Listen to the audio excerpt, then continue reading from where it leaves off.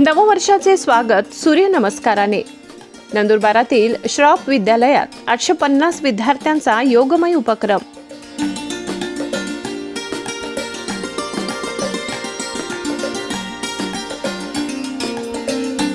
देशभरात नववर्षाचे स्वागत विविध उपक्रमातून केले जात असताना नंदुरबार शहरातील श्रॉफ विद्यालयाने आगळ्या-वेगळ्या उपक्रमातून नववर्षाचे स्वागत केले।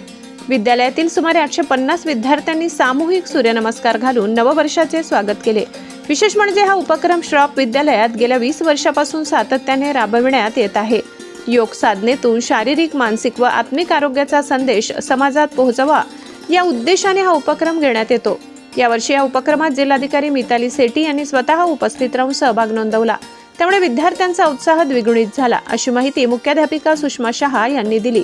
सन 2006 मध्ये अवघ्या 50 विद्यार्थ्यांपासून सुरू झालेला हा उपक्रम आज वटवृक्षात रूपांतरित झालाय।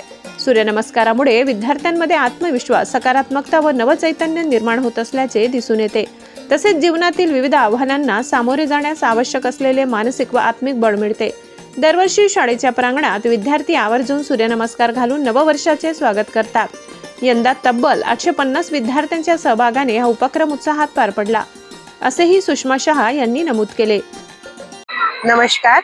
आज 1 जानेवारी 2026 सर्वांना नवीन वर्षाच्या शुभेच्छा। आमच्या श्रॉफ हायस्कूल मध्ये नवीन वर्षाचे स्वागत आम्ही नेहमी एक आगळ्या वेगळ्या पद्धतीने करीत असतो, आणि ते म्हणजे नवीन वर्षाचे स्वागत आम्ही सामूहिक सूर्यनमस्काराने करीत असतो।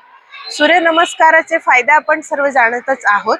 सूर्यनमस्काराने मन शांत होत असते, विद्यार्थ्यांची एकाग्रता वाढत असते, आणि आजच्या या जीवघेण्या स्पर्धात्मक युगात जर मानसिक स्थैर्य लाभायचं असेल तर त्याच्यासाठी सूर्यनमस्कार हे अत्यंत आवश्यक आहे। मनाची अस्वस्थता, विद्यार्थ्यांना येणारा ताणतणाव आणि ह्या सर्व गोष्टी सूर्यनमस्कारामुळे कमी होत असतात।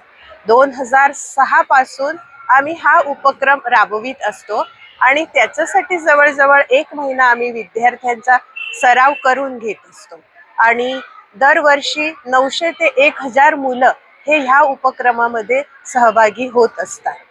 परत एकदा आपल्या सर्वांना नवीन वर्षाच्या शुभेच्छा। धन्यवाद। वीरेंद्र गिरासे, तापी परिसर, नंदुरबार।